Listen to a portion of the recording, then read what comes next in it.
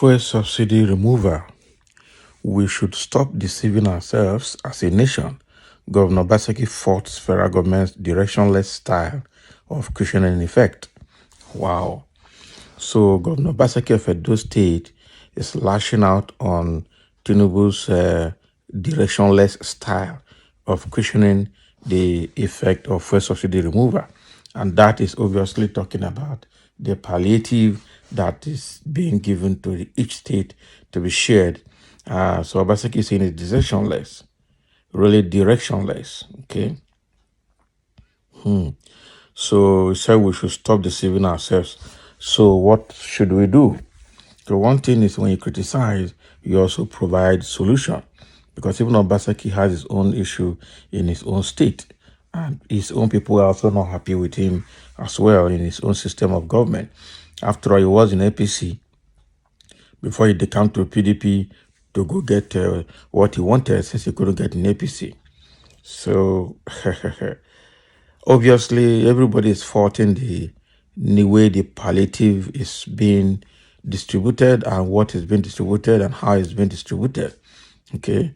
I'm sure not all the states have gotten their 5 billion naira, but states like Lagos that already got theirs or so is already packaging Ijebugari for the people of Lagos. So, so the next thing is to give them roasted corn. Quite unfortunate.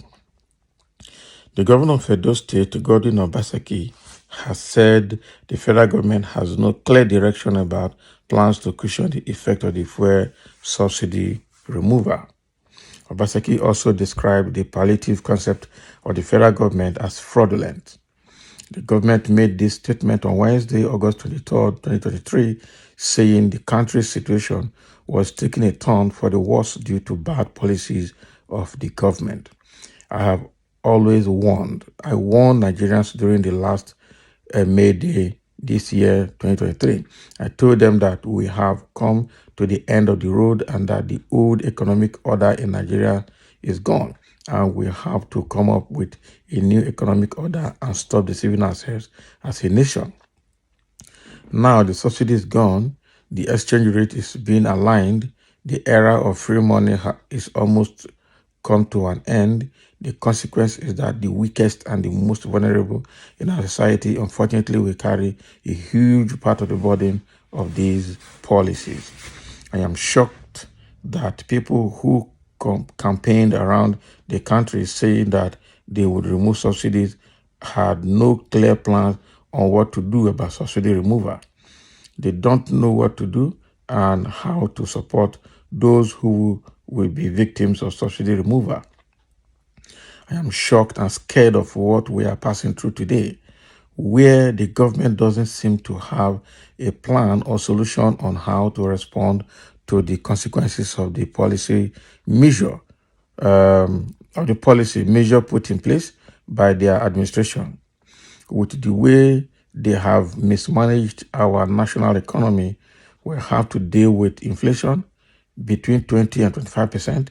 It means that people will feel more pain, especially the weak and vulnerable in society, particularly our pensioners, as whatever they get as their entitlement will do only little for them. For us in Edo State, we would not abandon you. We don't like the word palliative because it is deceitful, as we would rather use the word support. Okay, so we would support those who are already victims of this policy measure, he stated. Wow. So Baseki is now lashing out on Tinubu'S government, saying we are just deceiving ourselves. That it's unfortunate that the people at the helm of affairs at federal level don't even have clue of how to run the system. People that were campaigning that they are going to remove fuel subsidy don't even have clue of what the subsidy is about, how it's going to be removed, and don't even have any plan on how to support the victims of the subsidy removal to be able to cushion the economic effect it will have on them. Said this is unbelievable, it's laughable, and it's unacceptable. Okay. And that we're just deceiving ourselves in the country and we should stop deceiving ourselves. Federal government plan for palliative the palliative concept is directionless and is fraudulent. That is exactly what he's saying here. We know even people shouted when they said they were going to give 5 billion naira each to each state to go and share. People shouted that all the governors are going to steal this money, it will go into their pocket and nothing will happen. Why would you give 5 billion naira to each state as cash? Okay, it's actually not a very good move. Rather, you should look at where to pinch in the economy to make life better for everybody, where to invest the money in the economy so as to liberate the people. The people are not asking for all these stipends. They're asking for a favorable economic situation so that whatever they're doing for their living will have value for them. That's exactly what they're asking for. They're not asking for government money. We are not used to benefits in this country, especially people from Southeast, Southwest, and South. We are not used to any form of government benefit. So just allow us to do our thing our own way. Just make the economy very good for us so that our money we're earning will make sense for us. Unfortunately, the government don't know what to do. But Obaseki himself is saying that he wouldn't want to call it palliative because palliative is very fraudulent, so he's going to use the word support. So he's saying that the state government will provide support to the most vulnerable in the state and will provide economic support to the people of the state, and they will leave them alone to suffer. That is what he's saying.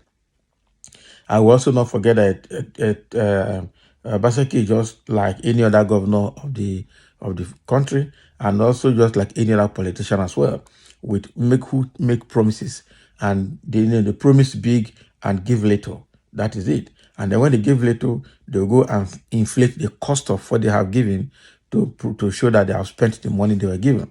Very bad narrative. Very, very bad approach to leading people. A very, very bad approach to governance. Okay? Government of propaganda.